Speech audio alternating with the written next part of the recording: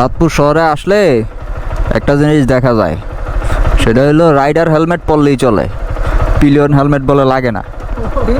এই জন্য এই যে আমার পিছনের রাইডারেরও তার হেলমেট নাই। সে সে হচ্ছে এলাকার গ্যাং বিদায় সে বলছে যে কোনো হেলমেট লাগবে না। তো সেই সুবাদে আমরা চলছি, দেখি আমাদের গ্যাংয়ের পাওয়ার কতটুকু। যে চালাইতেছে ওর ড্রাইভিং লাইসেন্স নাই।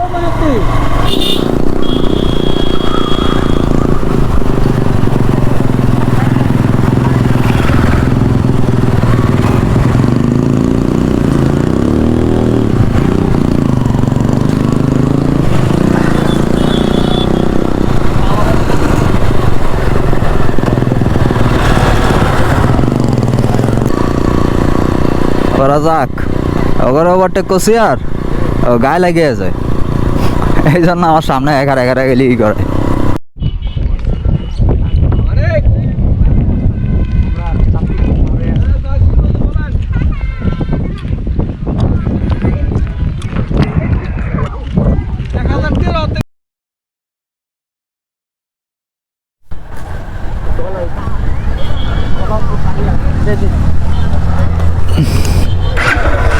আমরা আসছিলাম মতলবের নদীর পাড়ে, এখানে একটু নিরিবিলি বসার জন্য, কিন্তু এখানে অনেক মানুষ, এই কারণে আমরা এখানে বেশিক্ষণ টাইম স্পেন্ড করলাম না।